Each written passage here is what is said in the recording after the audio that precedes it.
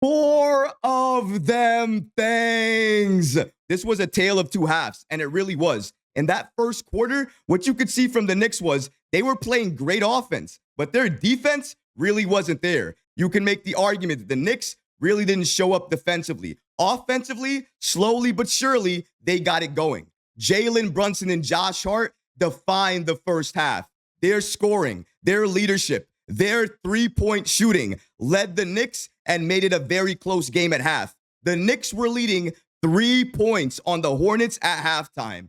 And then the third quarter comes, and the Knicks make the Hornets only score 16 points in the third. And the Knicks go on a barrage, scoring 30-plus points, doing it because of their defense, doing it because of their offense. And the two players that stood out in the second half was Karl-Anthony Towns and OG Anunoby. Defensively, we were stifling. Offensively, we were dominating. When the Knicks look like this, when our offense comes together and it looks this strong, we can beat any team in the NBA. And it's nights like this that prove it. We were dominant offensively and defensively. The Hornets had no answer. We're going to break down everything that happened in tonight's game. If you're not already subscribed to the channel, make sure you hit that subscribe button and have notifications turned on as well too. So that way, anytime we drop new content, you get notified. And now, let's get started. The Knicks win 4 straight, and New York dominates the second half. Now, I said the second half because the first half, it really was a tale of two different halves here. The Knicks, when they showed up against the Hornets, I don't know if it's the Hornets going up against them, just playing against them in general. Maybe it's their team, but for some reason, the Hornets wake up against us. They play very good defense against us, and they try to dominate. They did that early. You want to say what you want to say about the Knicks defense in the second half. We will get to that. But Brandon Miller in that first quarter was torching the Knicks, torching our defense, and he was the main reason the Knicks had to wake up because he was lighting us up. We could not stop him. And OG Anunoby, he was his primary defender. OG took a high degree of offense to that. He knew he allowed that to happen. He didn't like that. Come the second quarter, he didn't score again. Brandon Miller did not score another point again against the Knicks because OG Anunoby took it personally. He made sure when he was back in that game, he was stifling. He was playing the passing lane. He was making sure he was dominating defensively, making sure he was getting the Knicks fast break opportunities, transition buckets. The Knicks, when they can play like that, when they can make their defense lead to their offense, they're near unstoppable. Because if they look to attack and there's too many defenders inside, too many good shooters on the team to allow them to not pass the ball and get other players open. They can swing it to OG. They can swing it to Mikal, to Karl-Anthony Towns, to Jalen Brunson, to Josh Hart. Josh Hart, who was left open so many times in the second quarter. He said, you know what? You're going to leave me open? I'm not going to hesitate. I'm going to shoot this 3-ball each and every time. And when he did that, he couldn't miss because he was open, he wasn't hesitating, and he was taking those shots. But then in that second half, we needed more because to start out that third quarter, we weren't playing with Jalen Brunson, and we needed somebody else to give us a spark. Karl-Anthony Towns answered that call aggressively. He knew in that first half he was not playing his best brand of basketball. Even if you can make the argument in that second quarter, he was doing a few good things, right? He was being aggressive in some good plays. He was finding his teammates, but he wasn't playing that Karl-Anthony Towns type of basketball. Not the type of basketball that we're known to right now. Usually for him, he's aggressive. He's attacking. He's trying to get to the line, and he's faking the three and either driving or faking the three and hitting it. He wasn't doing that until the third quarter. In the third quarter, he abused everyone. It didn't matter who they put in there. Nick Richards didn't re-enter that game for a while. And when he wasn't on the floor, Towns knew he was the biggest person on the floor, was the biggest person out there, and he could do whatever he wanted. And he did whatever he wanted, was aggressive, was dominating, was getting rebounds, was making sure he was going aggressive on offense and making his teammates better. You love to see that from Karl-Anthony Towns. But the Knicks did what they needed to do. They handled business. They took care of the Hornets. and they dominated them. The Knicks beat the Hornets 125 to 101. But we have to go to two players that absolutely helped the Knicks win this game tonight. You know, we're going to talk about Jalen Brunson and Mikal Bridges. I got to focus on the captain because for me, the captain is most important right now. Jalen Brunson tonight, 24 points, 5 assists, 1 steal, 65% from the field,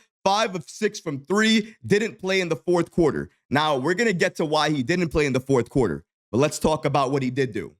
Jalen Brunson has become the perfect player in terms of understanding when to do what he's best at.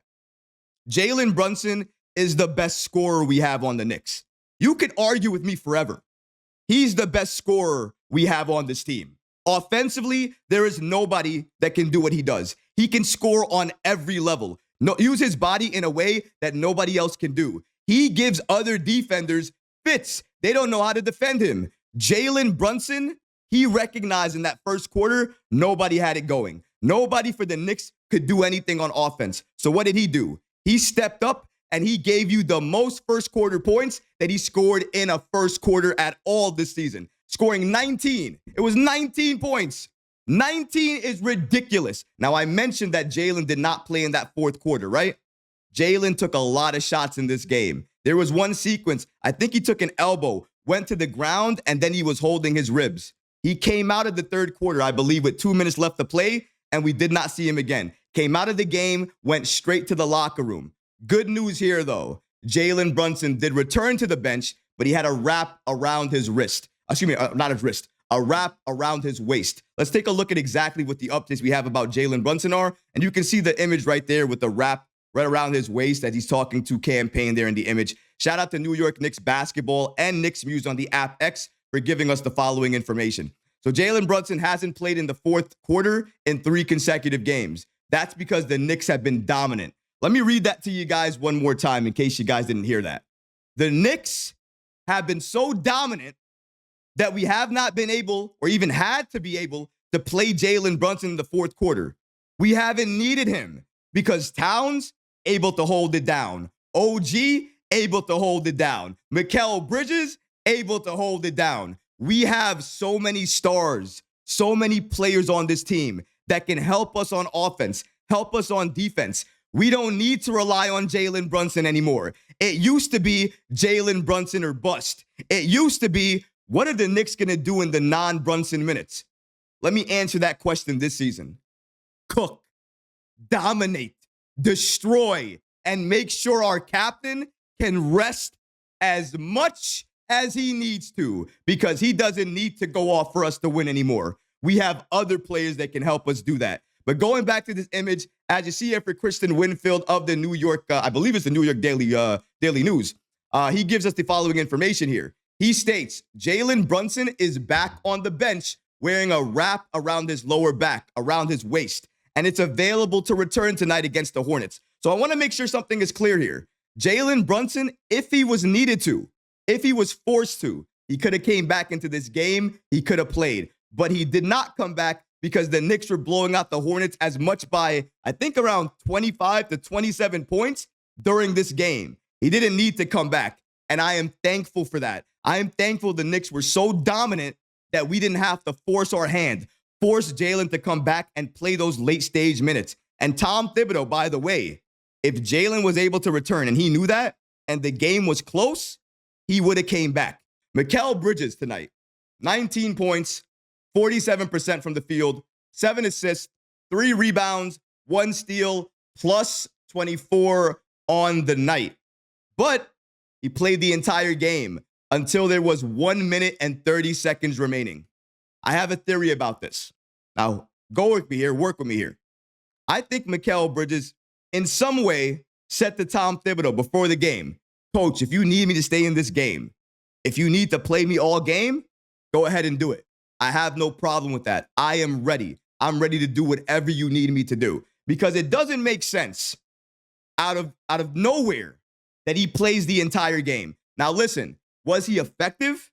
He was. Now Mikal was switching on Brandon Miller as well too. He was trying to help on other players as well. So I have to say that and give him credit on that end as well. But we have to clean up the defense here too. Mikal Bridges on offense, I thought he wasn't forcing anything. He was making sure he was playing within the flow of the offense, scoring the threes, going inside, making sure he was picking his shots correctly. And the biggest thing about Mikal Bridges tonight, he was passing the ball.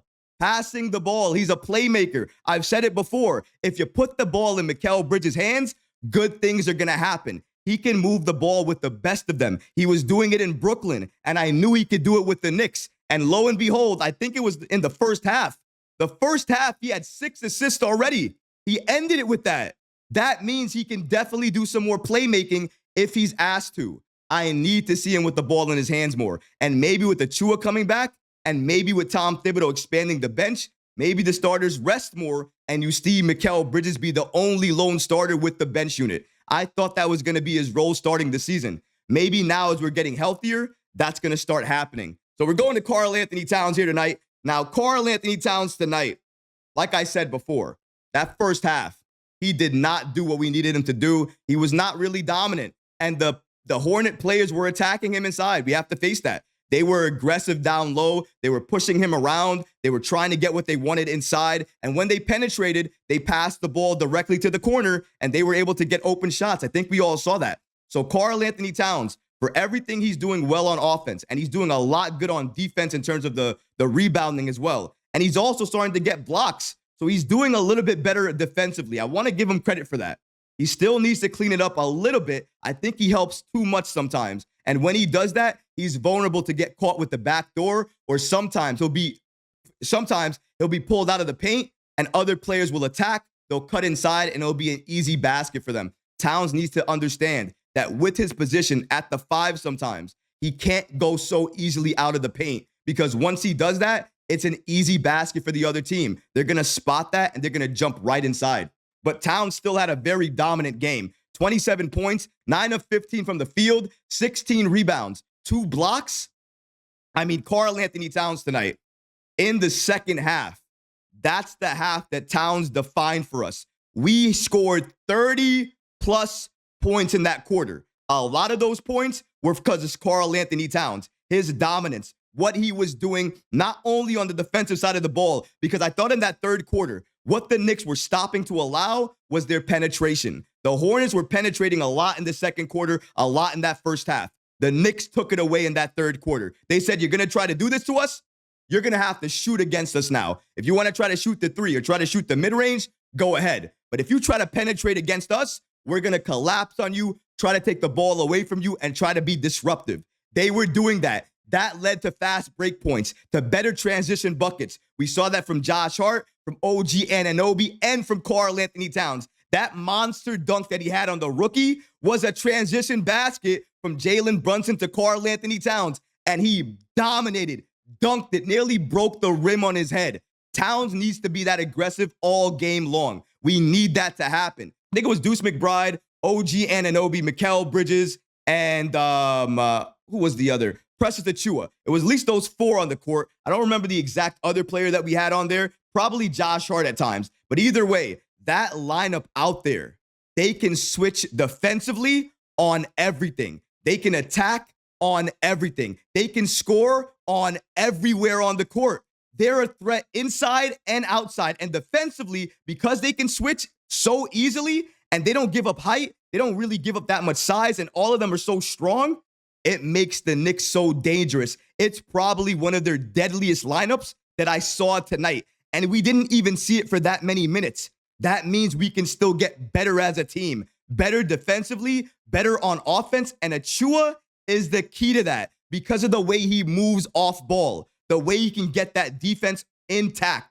He can guard shots. He can block other players. He puts the fear in other players. He gets very easy rebounds. He boxes out very well. And he can play that 2-man games with Towns very, very good as well, too. Towns doesn't have to bang down low anymore because you have Achua there. That means Towns can either fake the pass, drive, pass it to Achua, or shoot that 3-point shot. He has even more options as well. Towns becomes a bigger threat with players like Precious Achua out there with him. And I think that double big lineup is not something that you're going to see for a few minutes. You're going to start to see it maybe to close out games. Once Achua is fully healthy, I believe that you're going to see that. Let's go ahead and continue here. Let's break down some more of the stats here. we got to talk about OG Anunoby, guys, because OG for me, I mean, my goodness. What can you say about OG? I'm losing words to describe this man at this point.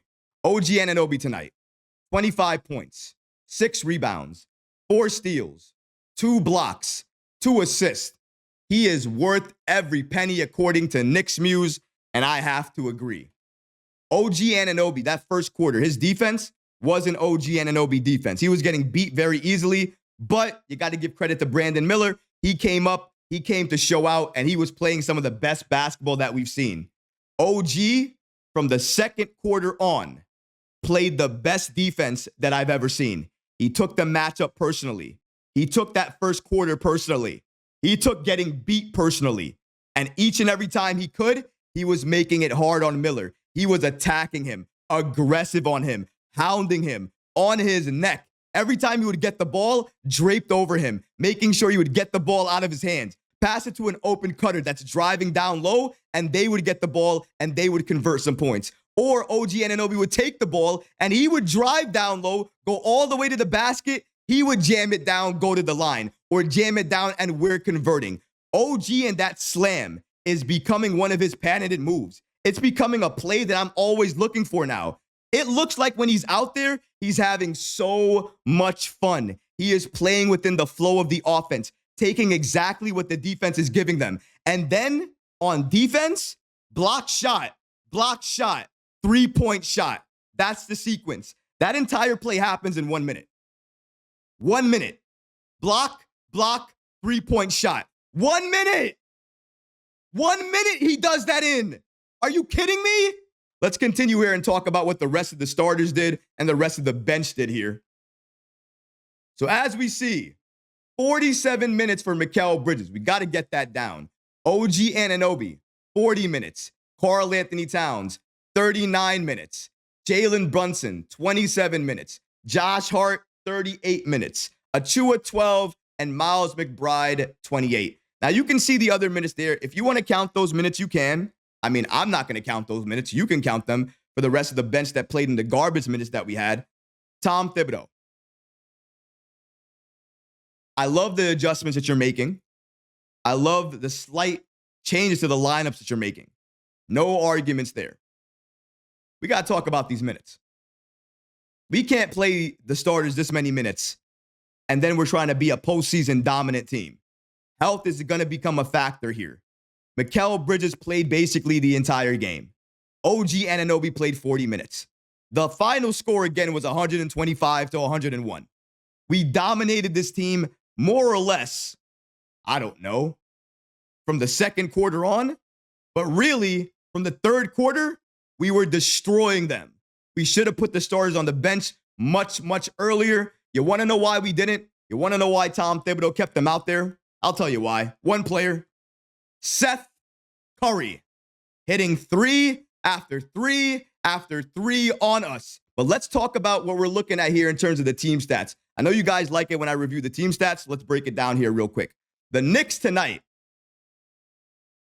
I mean, I've never seen better offense than this. This is the best offense I've seen in my entire life.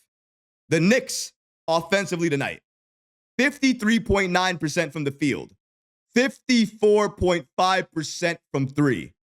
I can't believe that's even a real stat. I can't believe that's even a real number. 50 plus from 3 and from the field, and you shoot better from 3? How do you beat that? And then the Knicks can switch on everything, given the lineup that they have out there, the defense that they can play. How do you beat that? How do you beat that? How do you beat that? How do you beat that? 53.9%, 54.5% turnovers, 9 under double-digit turnovers. That's the team I know. 14, 15, 16 turnovers. What were we doing those last couple of games? That's not us. We don't do that. We don't turn the ball over like that. 9 turnovers. I'll take that. Let's take a look at what the Hornets were doing. Conversely, the Hornets from the field, 44.9%, 37.5%. You want to know where they lost the game? It's right there. 37.5% from the three-point line, 11 turnovers, and 40 rebounds. Let's go to the team stats like we do. Look at the points in the paint. Points in the paint. 36 for the Hornets, 40 for the Knicks. So that's pretty close. In terms of blocks, they're tied 4-4. That's pretty close. Team assist, 29 for the Knicks, 27 for the Hornets. So all of that is pretty close. The team stats already show it to you guys. The team stats prove it to you guys. All the things that the Knicks were doing well, the Hornets were doing very well as well too. There are only a few stats that separated why the Knicks won this game. Three-point shooting was definitely one of them. But there was another stat buried in there. And it was one main reason why the Knicks won this game. Transition buckets, fast break points, and the ability to turn defense into offense. And the Knicks were doing that by getting those plays, taking the ball away from other players, getting those steals, playing the passing lane, passing the ball up court, and finishing strong. 22 fast break points to the Hornets 7. Shot chart tonight. I mean, the Knicks really did it from anywhere, didn't we? If you look at the Knicks, which are clearly over here, navy blue, the Knicks did anything that they wanted to do tonight. Look at the paint and look at the perimeter. Look at that. Just look how it looks. Do you see what we did? We did everything. Shot the three extremely well. That goes by the numbers. So clearly the shot chart does match the percentage there. And look at the points in the paint. We win that because of how much we were attacking. Clearly, we won the points in the paint as well, too, 40-36. But look at the amount of misses we have in there as well, too. That's how many times we attacked and went to the line. A lot of times when we look at misses, sometimes we think, oh, that's a bad thing. Knicks didn't do that great, right? Man, not the right story. How many times did we go to the line? 32 free throws. That's why there's so many misses. I just wish we were able to convert a lot more to go to the line for and ones. But I'm not going to complain if we were taking on the defense, getting them into foul trouble, and going to the line. That's what I want them to do. They're capable of this. This shot chart should be what we see every single night. There is no reason this should not be something that we see every single night. The Knicks are capable of that. On the other side, look what the Hornets tried to do. They tried to replicate what the Knicks tried to do. And credit to them, they kind of did. But it didn't work out for them because they just didn't have the players to shoot the three ball well. They're very, very injured right now. They don't have anybody to do anything. They're doing their best with the players that they have, but good enough is not great against this Knicks team that's looking like a championship contender. Every time we play, we look better as a team. We look better with the chemistry. We look better on defense. And as we start to get players back, like Achua, like Shamet, like Robinson, the defense is only going to get better. What did you like about tonight's game? What did you not like about tonight's game? Were there some things that I talked about tonight that you liked? Maybe there were some things that I missed from tonight's game that you wanted me to mention. Mention all of those things in the comment below, guys, because honestly, I would love to hear from you. But that's going to do it for this episode. I hope you enjoyed it. And if you did, go ahead and smash that like button, leave a comment below. And of course, guys, please subscribe to the channel. Until next time, Knicks fans, take care of yourself, your families, and each other. Peace and love.